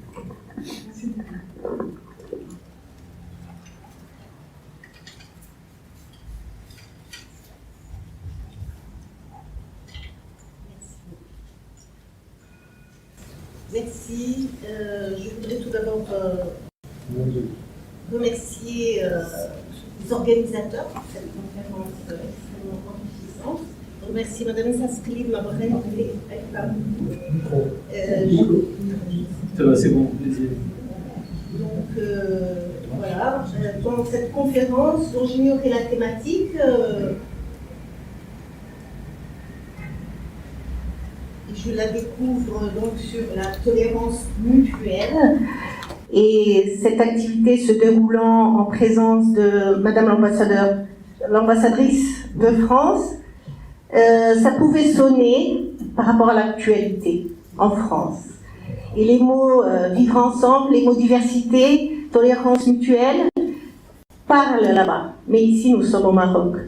Et ici, moi qui viens de quitter la coupole du Parlement, je viens de terminer un mandat, je me réfère, et vraiment il y a de quoi être fier, au préambule de notre Constitution.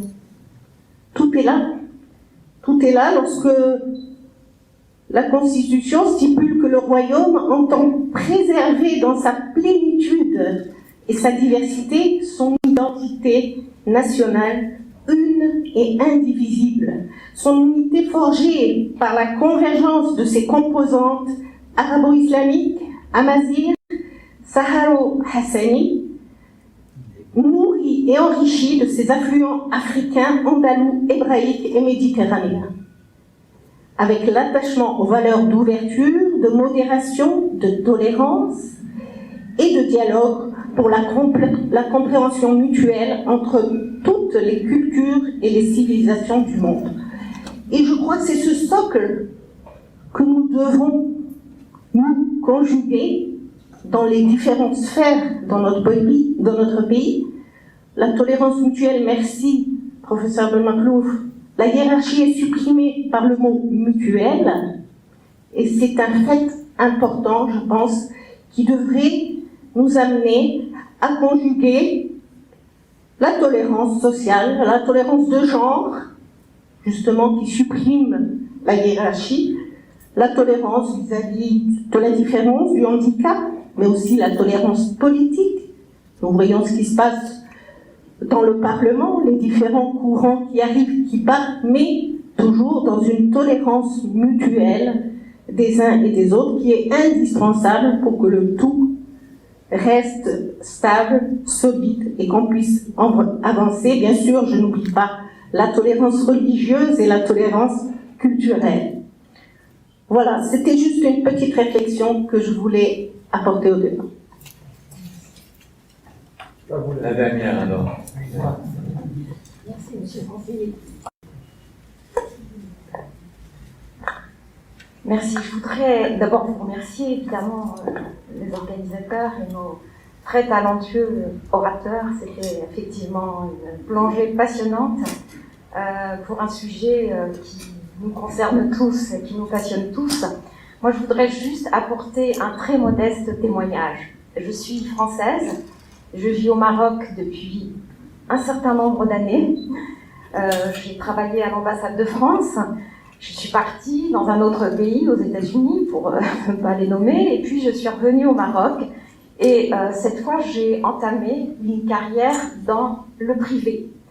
J'ai donc travaillé dans une grande entreprise marocaine, dans tous les sens du terme, avec une identité très forte, et j'y suis restée pendant près de 14 années.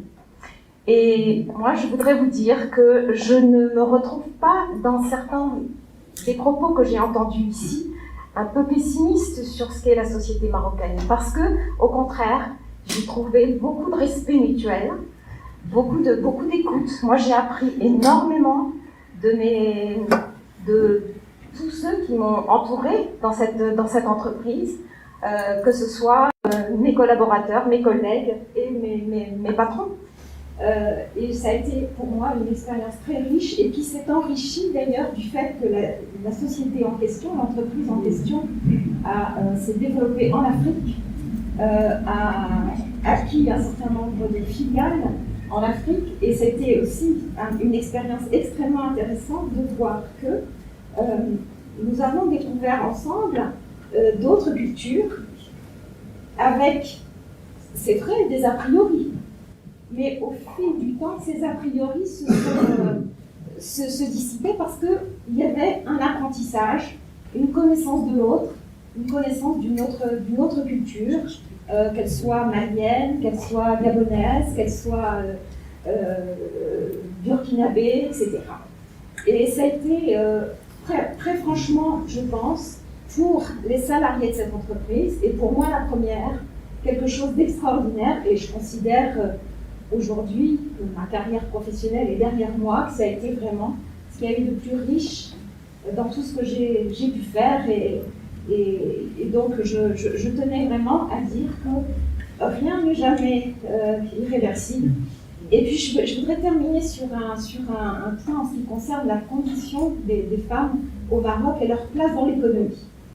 Je ne vais pas m'aventurer sur les questions sociales ou civiles, mais l'économie. Les statistiques, je me tourne vers M. Ben Marlouf parce que les statistiques peuvent être trompeuses.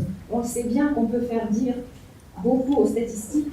Oui, c'est vrai que la place des femmes sur le monde du travail a régressé entre la fin des années 90 et maintenant.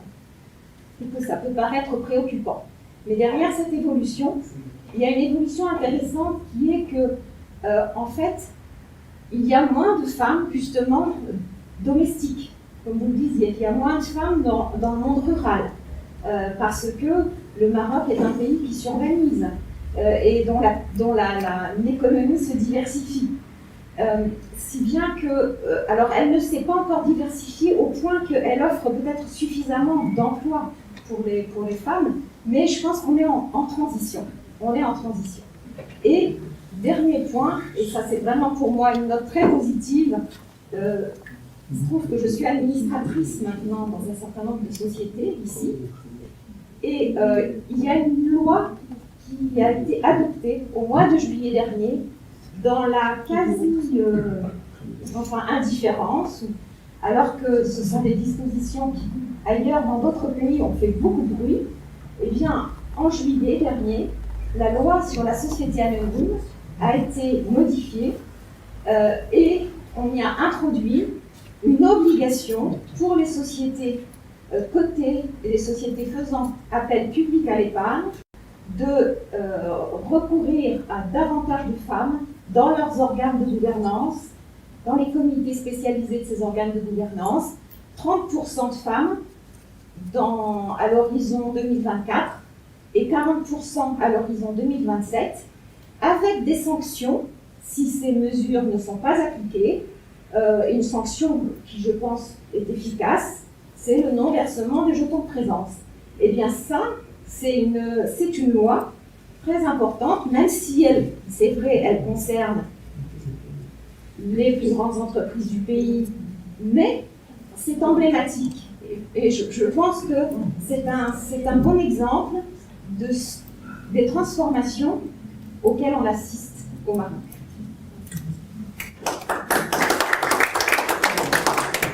Si vous voulez bien, il nous reste à peu près une dizaine de minutes. On va essayer de répondre rapidement. Moi, ça va me prendre 2 secondes sur 2 points précis. Par rapport à votre question, le Maroc, depuis 1 an et demi, a complètement modifié ses curriculums scolaires, ses curricula, pour enseigner la diversité dans le primaire. On commence dans le secondaire et ce sera bientôt dans le supérieur. C'est une véritable révolution culturelle au sens chinois du terme. Et ça s'est fait sans le moindre débat, ça s'est fait dans l'adhésion. Et je vais juste citer, parce que nous sommes ensemble ce soir dans cette configuration, j'ai eu une dizaine d'expériences analogues, sur des thèmes analogues, avec des classes de terminale, ou avec des classes de première, deuxième année d'université. Je vais peut-être faire de la provocation, mais le débat sur le même thème, avec ces classes de terminale et ces entrants en université, sur le même sujet, n'avait rien à voir avec ce que nous avons débattu ce soir.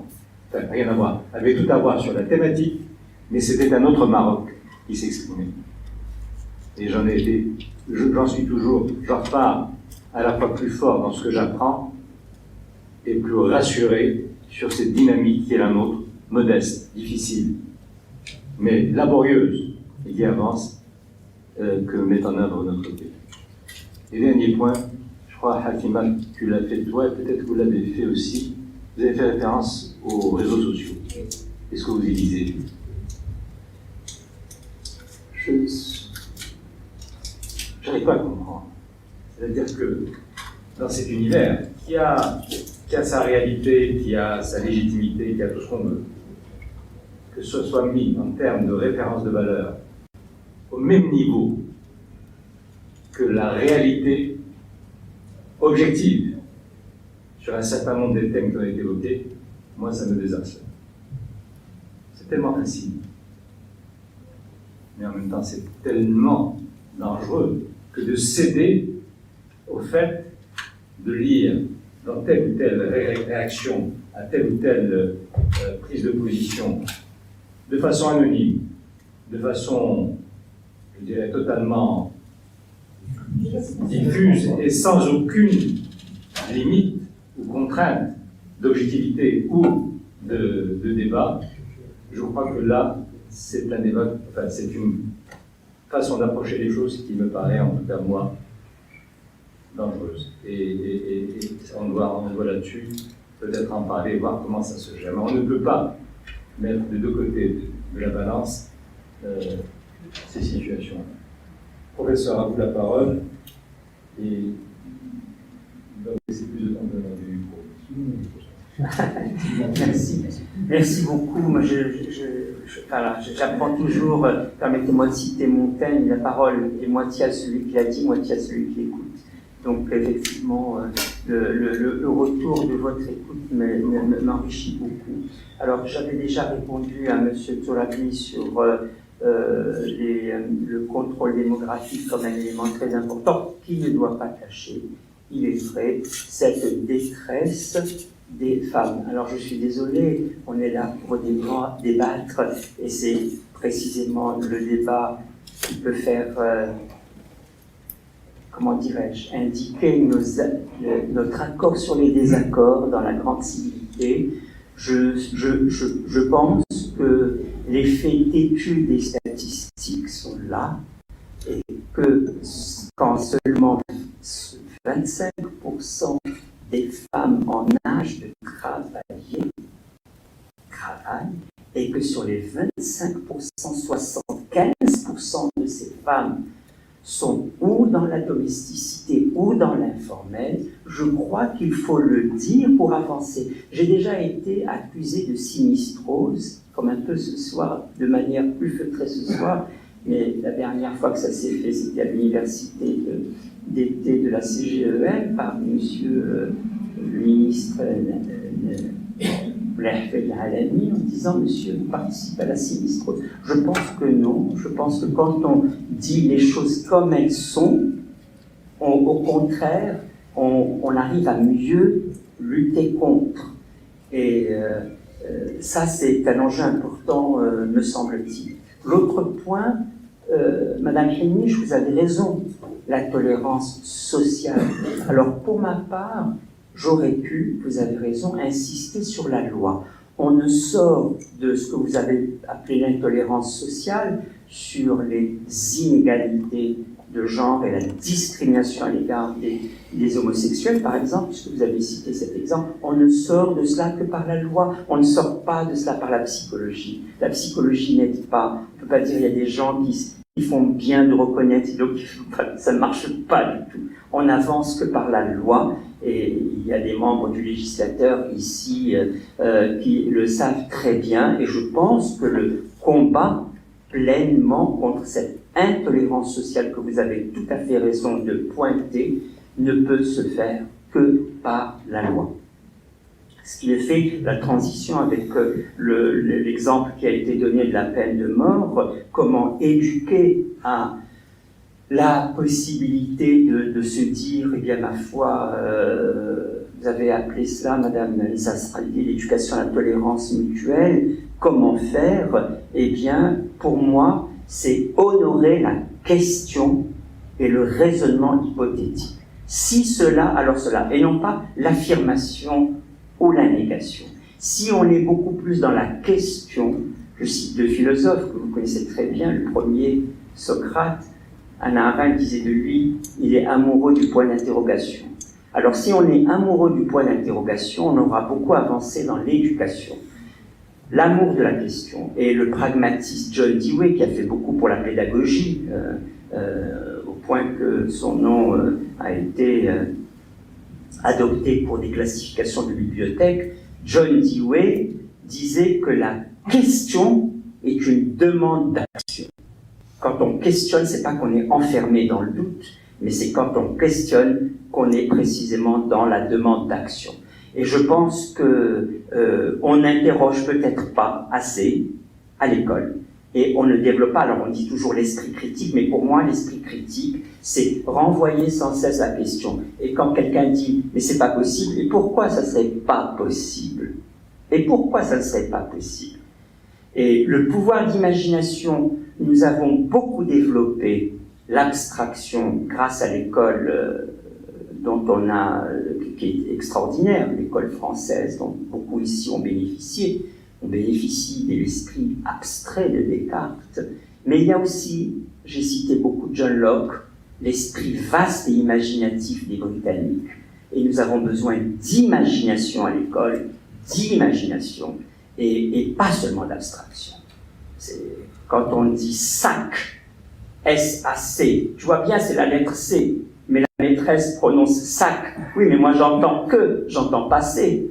Donc on va tout de même pas forcer les élèves à connaître d'abord l'alphabet dans toute son abstraction pour pouvoir dire sac. Et il y a des gens qui bloquent sur la lettre C parce qu'on leur dit C et ils entendent sac. Je cite juste cet exemple parce que la pédagogie par l'imagination et par la participation de l'enfant, ce que faisait Dewey, l'élément participatif, c'est très important.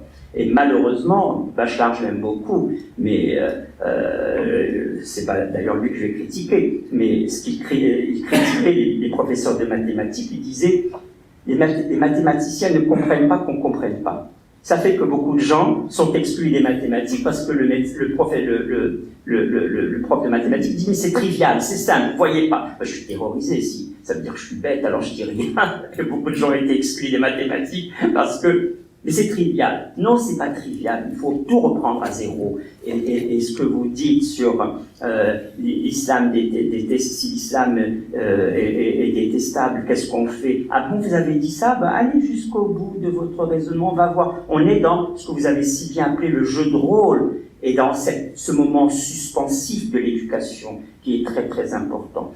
Par ailleurs, alors pardon, il y a eu un contresens. J'ai distingué la reconnaissance équistatutaire, homme-femme, le même statut, certainement pas la hiérarchie, certainement pas la hiérarchie. Ah oui, la reconnaissance, voilà, il n'y a pas de hiérarchie homme-femme, surtout pas, mon Dieu, alors là, donc voilà, on est bien d'accord. Et la reconnaissance comme demande de la différence, je cite juste un exemple, en pays démocratique, quand il y a la victoire de la majorité, il y a la reconnaissance du pouvoir d'expression de la minorité. C'est des choses comme ça que je voulais dire. Et là, c'est nécessairement une hiérarchie qui s'installe. Et il faut la reconnaître. C'est pas « je suis vainqueur, je me substitue à l'autre ». J'ai voulu défendre à travers la hiérarchie, l'englobement des valeurs, l'idée mortifère de la substitution. Les valeurs ne se substituent pas les unes aux autres, mais c'est pas on a fini avec telle règle, on a fini avec telle chose. Mais si on englobait quand même, si on englobait, et englober, c'est précisément cette coexistence sous la forme différenciée, un degré de présence différent des valeurs. Je reviens aux femmes parce que c'est très très important. La discrimination à l'égard des femmes est universelle. Françoise Héritier le disait. Elle est universelle. C'est pas pour dire que pour noyer le poisson, au contraire. C'est pour dire que précisément, c'est le combat de tous les jours. Et j'avais fait une formation sous l'égide de l'UNESCO en bioéthique, où j'avais été surpris.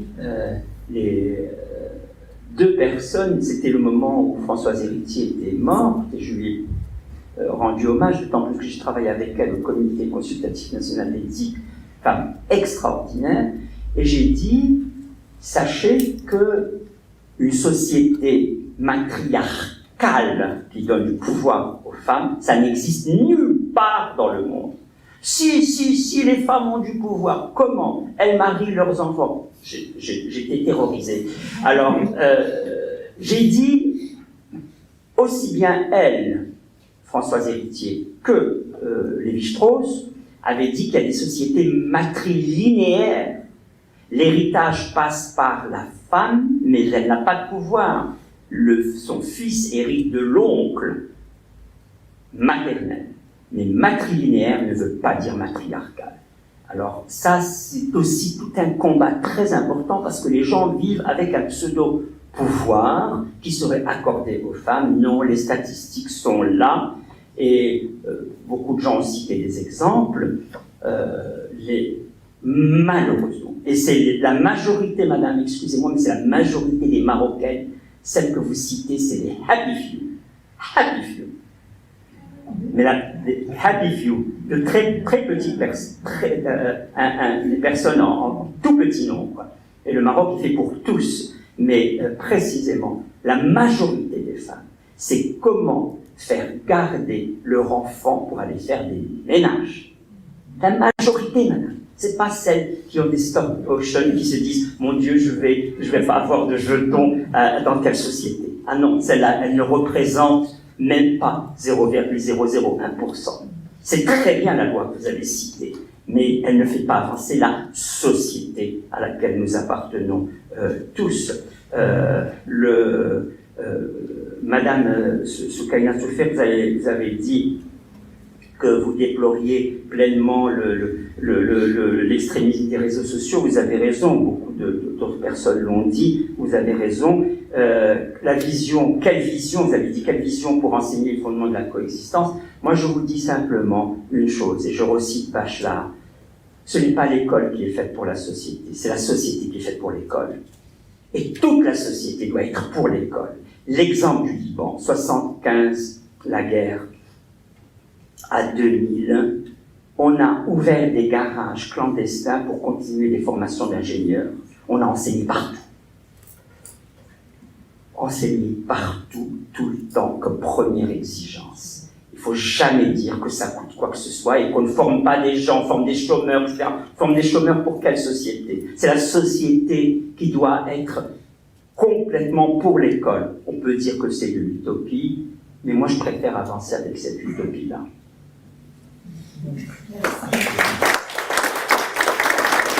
Merci. Je vais être très bref.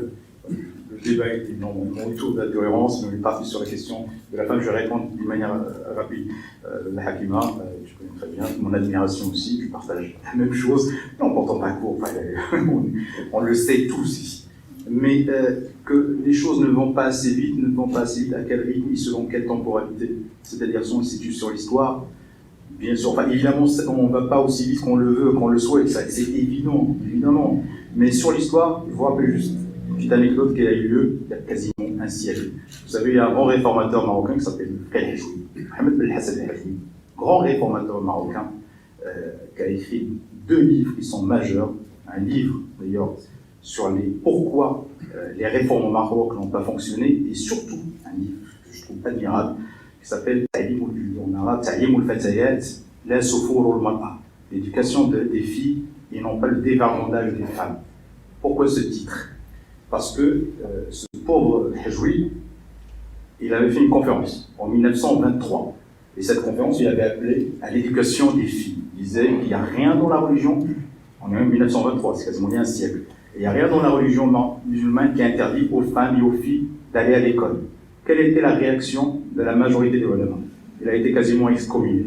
Et c'est pour ça qu'il a écrit un livre en réponse, s'appelle Ta'lim al-Fatayat la Sufur al-Mar'a, c'est-à-dire l'objectif est d'envoyer des filles à l'école et non pas de les dévergonder, de ne pas qu'elles soient occidentalisées, vous comprenez très bien le terme à l'époque. Maintenant, si on prend juste sur ça, sur l'éducation, sur l'échelle d'un siècle, actuellement 65% des femmes, des étudiants dans les facs de médecine sont des femmes, 65%. Après, on peut très bien débattre des conditions face aux médecins, etc. Ça, c'est un gros problème. Moi, je suis journaliste, il y a même une détérioration des conditions de vie des journalistes. C'est pas une question actuellement de valeur ou enfin, des questions économiques, mais beaucoup plus de l'investissement des femmes de ce lieu de promotion sociale, de promotion économique, etc. Ça, c'est très important. Quasiment 60% des étudiants des écoles de commerce sont aussi des femmes. Moi, hier, j'étais juste à côté, à l'Institut supérieur de la communication, de l'information et de la communication. J'avais une classe, vous imaginez combien il y avait de femmes? 100% de filles. Il n'y avait que des filles qui étaient en master de journalisme. Il n'y avait même pas un seul garçon. Enfin là, je ne suis pas dans une vision optimiste ou dans une vision rose ou triomphaliste de ce qui s'est passé. Ce sont des dynamiques de la société. On n'y peut rien. Évidemment qu'il y a des choses qui ne fonctionnent pas. Mais je sais que tu sais très bien. Je le sais. Mais sur cette question-là, il y a des choses qui ont été faites. Vous savez, les grandes transformations de la société sont faites avec des mouvements sociaux qui sont forts, avec des élites qui étaient assez fortes. Et je pense que s'il y a une avancée sur la question de droits de femmes, c'est évidemment grâce à vous, grâce à tout ce qui a été fait dans les années 80-90. Je reviens sur la question de la sécularisation et de la tolérance, parce qu'il faut rester dans le sujet. Il y a un exemple qui a été cité tout à l'heure, et j'aimerais bien aussi faire un peu de la provocation sur cette question-là. C'est la question de l'homosexualité. Je pense que l'un des marqueurs de la sécularisation au Maroc, justement, c'est cette question de l'homosexualité. Je vais vous expliquer pourquoi. Vous savez, dans la religion musulmane, une personne, il y a une différenciation entre l'homosexualité féminine et l'homosexualité masculine. Une personne homosexuelle masculine, de genre masculin, il est puni à mort, avec une brutalité juste incroyable. C'est ce qu'on a vu par exemple chez Daesh en Syrie ou en Afghanistan. C'est-à-dire la reproduction du châtiment du peuple de Lot. C'est-à-dire, on prenait les gens et on les balançait des hauts d'un bâtiment. Parce qu'on reproduisait ce qui s'est passé au peuple de Lot, dans la Bible et dans le Coran. Actuellement, quand vous parlez aux islamistes, d'abord, la loi marocaine, l'article 489, c'est la peine d'emprisonnement. Donc, leur référentiel n'est pas du tout un référentiel religieux. On va tuer les gens parce qu'ils sont homosexuels. C'est une peine de prison. Et actuellement, les islamistes eux-mêmes, qui sont aussi un facteur de sécularisation de la société marocaine, ils ont introduit quelque chose qui est très, très, très intéressant.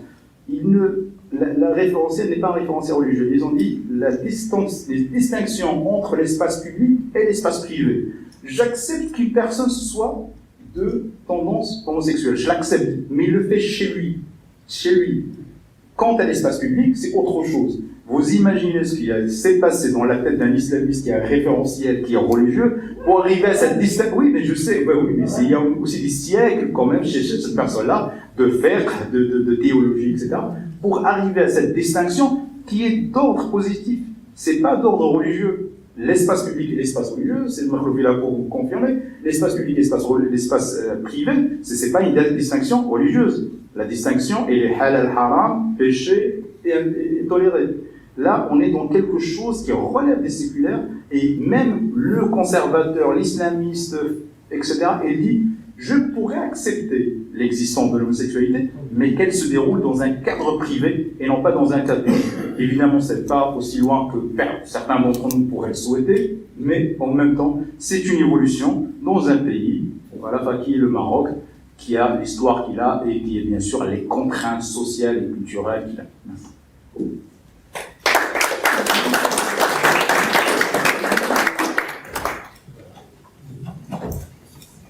Merci à tous et à la prochaine.